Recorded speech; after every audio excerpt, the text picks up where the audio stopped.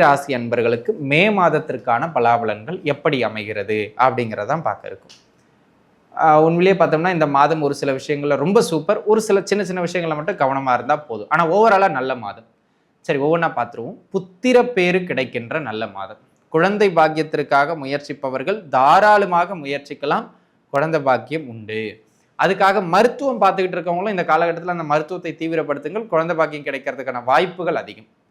வெளியூர் பயணம் செய்வது, டூர் போகிறது, இல்லை சொந்தக்காரங்க வீட்டுக்கு போகிறது, ஒரு லாங் டிஸ்டன்ஸ் ட்ராவல் அடிக்கடி பண்ணுறது மாதிரியான ஒரு சூழ்நிலை ஏற்படும். ஒரு சிலருக்கு பார்த்தீங்கன்னா வெளி மாநிலம் வெளிநாடு போன்ற உத்தியோக நிமித்தமான பயணங்கள் ஏற்படுறதுக்கு வாய்ப்பு அதிகம்.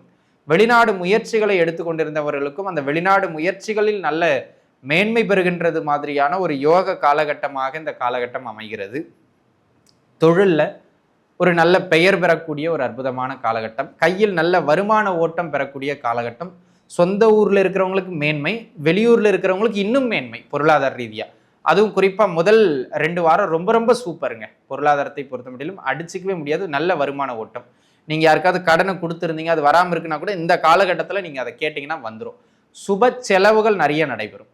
அந்த சுப விரயங்கள் உங்களுடைய திருமணமாக இருக்கலாம். திருமணத்திற்காக முயற்சித்து இருந்தவர்கள் தாராளமாக முயற்சிக்கலாம். கல்யாண அமைப்பு கைகூடி வரும். அல்லது உங்கள் குடும்பத்தில் இருப்பவர்களுக்கான சில சுப விரயங்களாகவும் இருக்கலாம். இந்த காலகட்டத்தில் அதற்கான அமைப்புகளும் சிறப்பாக உண்டு. உங்கள் குழந்தைகளின் திருமணம் அல்லது உங்கள் குழந்தைகளின், அதாவது நீங்கள் உங்களுக்கு புரியுற மாதிரி சொன்னால் பேரம்பேத்தி எடுக்கிறது, இந்த மாதிரியான அமைப்புகள் சிறப்பாக இருக்கிறது. அப்படிங்கிற மாதிரியான ஒரு நல்ல முன்னேற்றம். புதிய உறவுகள் குடும்பத்திற்குள்ளாக வருவதற்கான அமைப்புகள் உண்டு. பூர்வீக சொத்துக்கள் கைக்கு சேரும். தகப்பனார் வழியிலிருந்து உதவி கிட்டும்.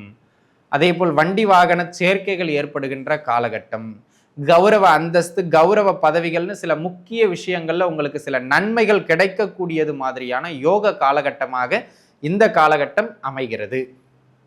ஸோ ஓவராலாக இந்த மாதம் சிறப்பு. எங்கே கவனமாக இருக்கணும்? கொஞ்சம் செலவுகள் அதிகமாகிட்டே இருக்கும்.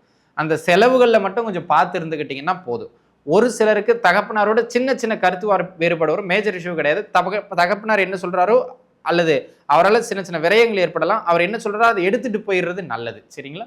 மற்றபடி ஓவராலாக கன்னியாராசி நேயர்களுக்கு இந்த மாதம் சிறப்பே.